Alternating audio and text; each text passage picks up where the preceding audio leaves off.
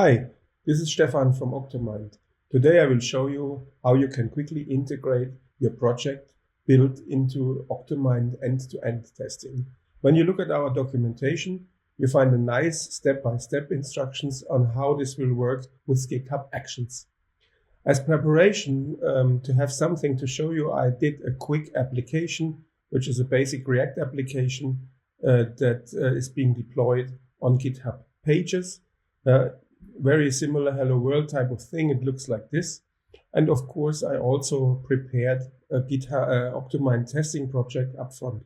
So there's two tests for this simple GitHub application. One is checking for some text and the logo, and the other one is doing something similar. So how can we make these tests run whenever we create a new pull request for our application? Following the step-by-step instruction, the first thing we need to do is basically create an API key. So looking at our app, we go into the settings and then create an API key for use of our API. So let's give it a 1-year expiry, copy the API key to the clipboard, and for now, put it aside into a notepad that I prepared. So API key looks like this. We will use this later. And then the next step is actually, after we have an API key created, we need to copy our test target ID. That's also required for the parameter later in the GitHub action. So again, going back, copy also the test target ID. Also note the test target ID down over here. This is already the right one. The next step would be install the GitHub, our GitHub application. This is easily done by just clicking at the link and then go ahead to configure. This is on the test app is on my private repository.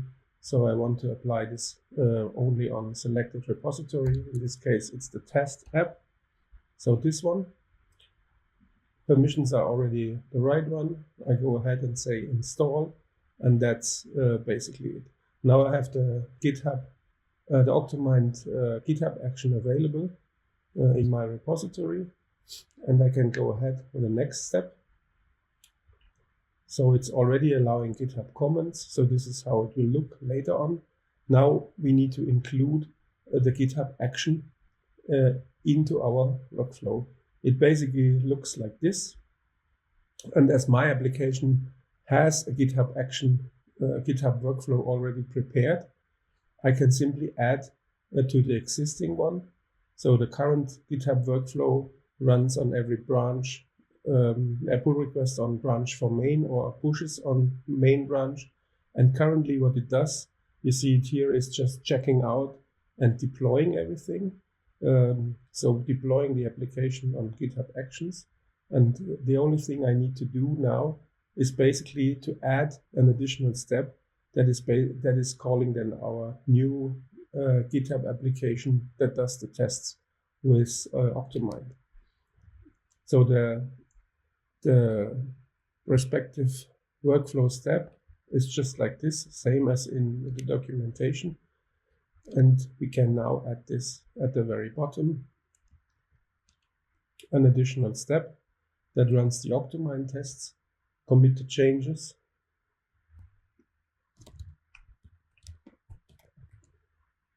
and we almost good to go.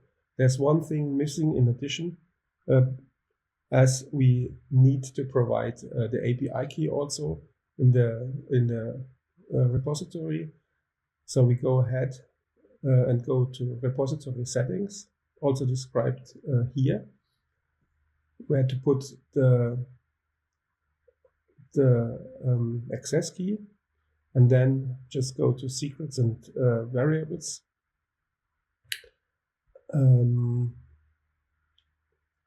And then add a new repository secret. In this case, we call this automatically token. And this is the API key that we just noted down previously. So this one. I will copy this over here. And then we are basically done. Now the action should be able to run already. And what we can do next is simply try it out. So I will go ahead and change something in the application. So opening my Visual Studio Code with the application, do a new branch.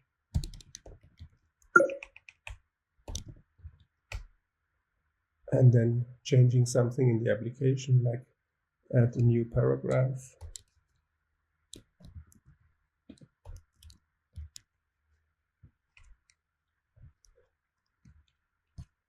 And then just pushing.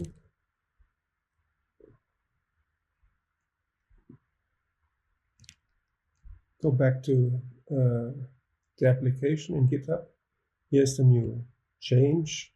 I will do a pull request now, and then see what happens. So when this is done, we have an additional check, which we just integrated into the build and deploy, which is this one, that is now being started.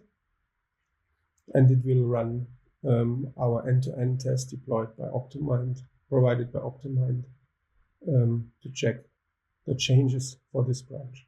We will also see this test run in our Octomind application. So when looking for test reports, we will see the new pull request number 2 that triggered the test report that now runs the 2 tests for exactly this branch. So it's pull request number 2, as you can see here. And when we wait another minute, we will also see the test results arriving here in the new check section that is integrated by Octomind, inserted by Octomind. The first one already passed, and the second one, I guess, will also quickly pass. And this is how you can basically integrate all pull request builds and test runs with Octomind. Very simple, very straightforward.